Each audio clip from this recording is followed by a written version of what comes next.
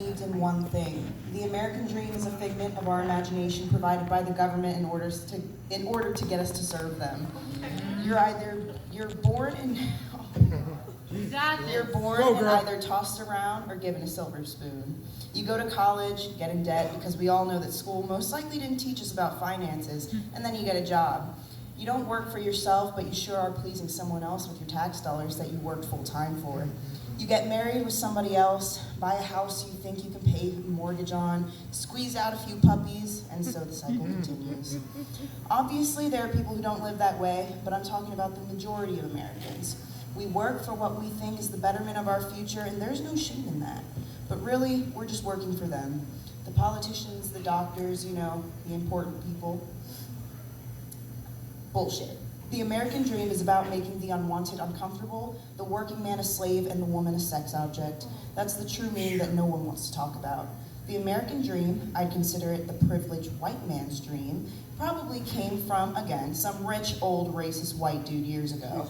Of course, dividing America was his dream. As long as he could do anything and most likely afford anything, without a second thought, it didn't matter who he corrupted.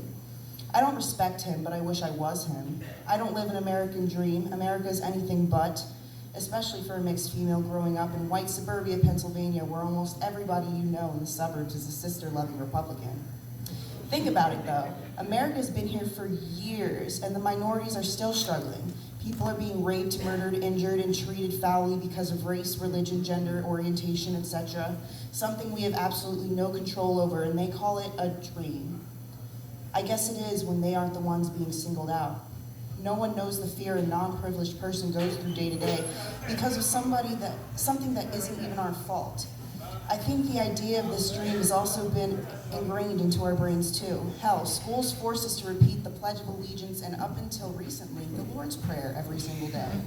We're brainwashed to think the best of our nation, our presidents who really weren't that bad. We're all treated as if we need to live this certain lifestyle, and I apologize to teachers because I really do respect them for all they do, but that's why we're still here. School tells us we need to go to college and get this great job, and we're all just going to be okay if we do, but my mom and dad have taught me that the idea of this dream simply is not true.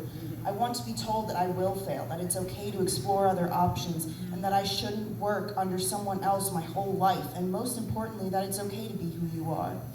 Throughout the years, America's just been making the same mistakes. A nation under God and justice for the 1%. The 99% of us are still waiting for representation. Will we get it? Not likely. Until we get nuked, the hierarchy will always be milking us like cattle. What I mean is, if you have an opportunity, you're going to try and take advantage of it as long as possible, right?